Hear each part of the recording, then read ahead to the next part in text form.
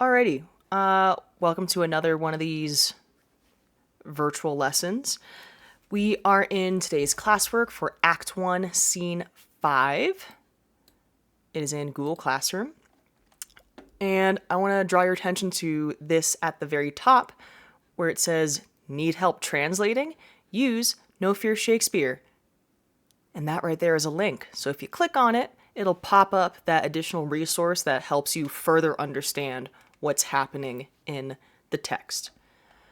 Alrighty, so taking a look at the classwork, before you get to reading it, I want to draw your attention to this first question, which I am going to do with you together just to get you going. So the first question is, Lord Capulet wants everyone to dance. Because remember, Lord Capulet, Juliet's dad, he threw this big party. Okay? So it says Lord Capulet wants everyone to dance because that would show that the party is a success. So yeah, if everyone's dancing, then great. That means that it's a good party. So everyone's having a good time. It's asking, how does he convince the women to dance? Taking a look over here at Capulet, who is speaking. So he comes out to the party and he begins greeting everyone. He says, "Welcome, gentlemen. Ladies that have their toes unplagued with corns will have a bout with you." We have a little hint here where it says corns are unsightly and painful calluses on the feet. So right from the start, Lord Capulet is saying, any women who have their toes unplagued by corns will have a bout with you. So essentially, the women who are dancing are the ones who have nice looking feet, and the women who aren't dancing, they must have messed up feet. They must have a bunch of corns on their feet. So he's kind of like trying to convince the women to dance by saying like, "Oh, well, if you're not dancing, that must be because you have busted looking feet." Which means that if you are dancing, that means that you probably look good from head to toe. So, what I would like you to do is to read through and answer the questions as you go. So all you're doing is you're just reading through, answering the questions.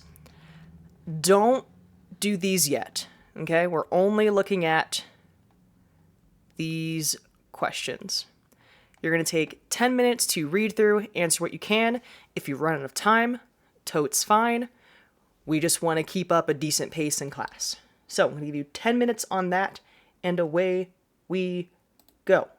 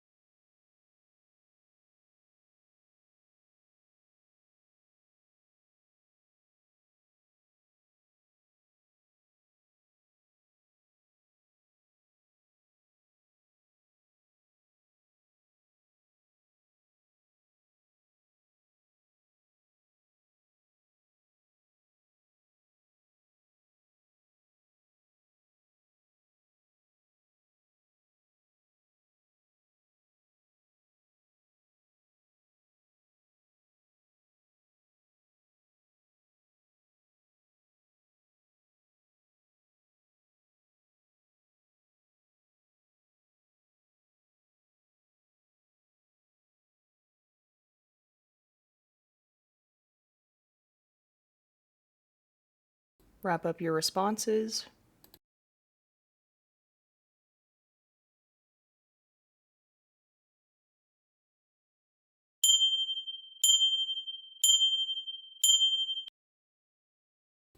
Alrighty. So now that we have, oh my goodness, now that we have done that. Ooh, okay. Now that you've done all that, we're going to take a look at these questions down here. So first thing, it's asking, how does Lord Capulet's reaction to Romeo characterize him? So with that, first you have to look at how Lord Capulet even responds. You have to look at how Lord Capulet even responds to Romeo in the first place, which that info is in here. Well, it's kind of in here. So keep in mind, Romeo showed up, Tybalt had feelings about it, and Lord Capulet has this response. So, based on how Lord Capulet responds, what does that tell you about him as a character? Second question. Tybalt is clearly an instigator. That means that he is someone who is always trying to start something. He's always trying to get a fight going, always trying to, make sure that there is a problem going on. So, based on his reaction, based on Tybalt's reaction, even after Lord Capulet reprimands him, what can we infer about his involvement in the rest of the story? Breaking this down even further, it's having us look at how Tybalt reacts after Lord Capulet reprimands him. Because remember, Lord Capulet was like, hey man, you need to calm down. Like, Romeo can be here. It's fine. Let's not make a scene. And Tybalt was not having that. Tybalt wants to fight. So, what inferences can we make, or what predictions can we make about what role Tybalt will play in the remainder of the story? I'm going to give you 4 minutes on these 2 questions, and then we are going to move it along.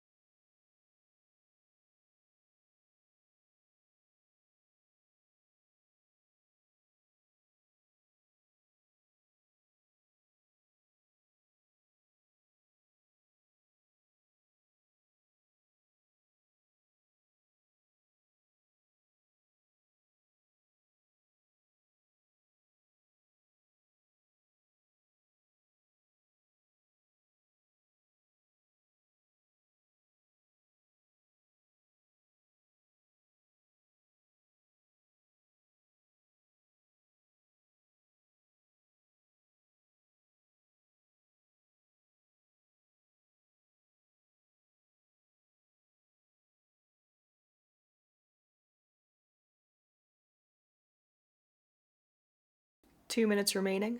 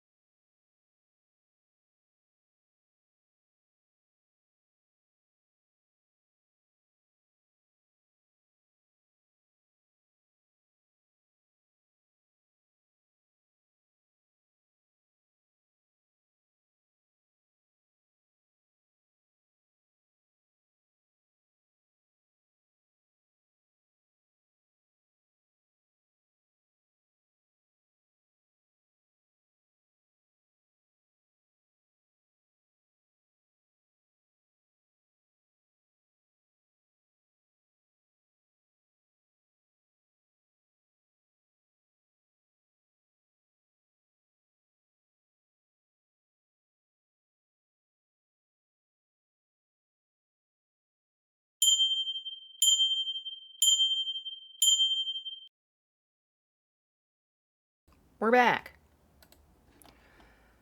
Okay, we are going to proceed into the orange section, which is taking a look at a sonnet.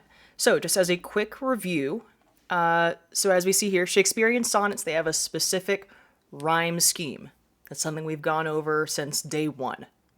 The structure of a sonnet has 14 lines, in iambic pentameter, with a rhyme scheme that has the last two lines being a rhyming couplet with a change in meaning or a twist ending. Also, keep in mind, sonnets are usually associated with love. Like, that's kind of a big thing that sonnets tend to be associated with. So, then not only do sonnets have these rules, but in most cases, when you see a sonnet, it usually means love is involved. So, all you're going to do in these 8 minutes, in these 8 minutes, is you're going to go through, complete the rhyme scheme. Look at that. I already did the first 6 for you. You have like no work to do. So you're going to do the rhyme scheme, you're going to answer the questions, and get ready for these. In these 8 minutes, I want you to get as much done as you can. If you want to take a crack at these at the bottom, feel free, but I will talk a little bit about that after these 8 minutes elapse. So, take 8 minutes, knocking out these 3 things, and off we go.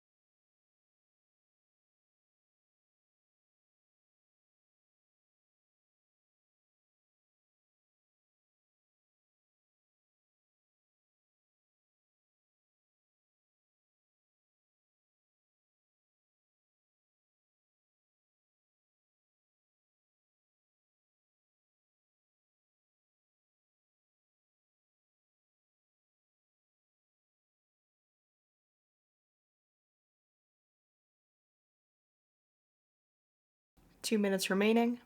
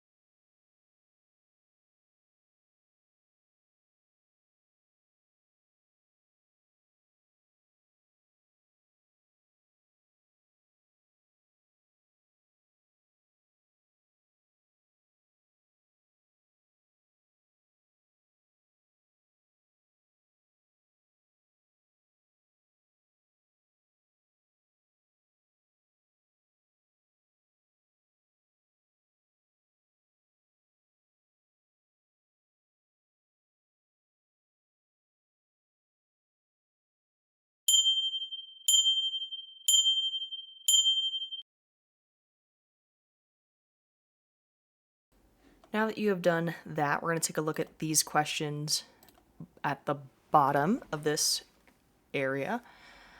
So first question, why did Shakespeare decide to write this particular portion as a genuine sonnet instead of just an iambic pentameter?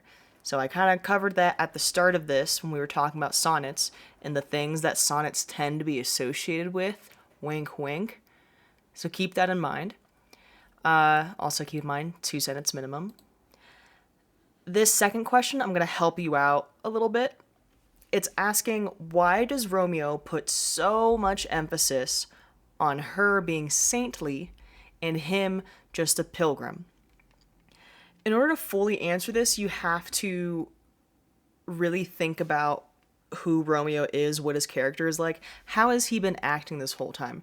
Remember how, his feelings he had towards Rosaline and like just how Romeo has been presenting himself so far in the play. And we're going to apply that same thought process to how Romeo is acting now. So, saintly basically means to be someone who is very holy, someone who is, quite pure, someone who is righteous. Whereas a pilgrim, that is someone who is seeking out something that is holy or pure or righteous. So, the pilgrim is the one who is looking for or is on a mission for something. So why do you think Romeo in this scene here, while they're talking about lips and everything, why do you think Romeo is putting so much emphasis on the fact that Juliet is being a saintly person right now and that he is a pilgrim? You're also going to answer that in at least 2 sentences. Finally, this entire conversation, Romeo is asking Juliet for something. What is it? And how is this similar to his relationship with Rosaline?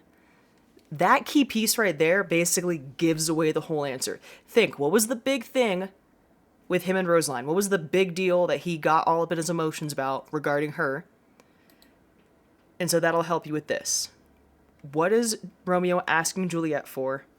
How is it similar to his relationship with Rosaline? Also, 2 sentences minimum. I'm going to give you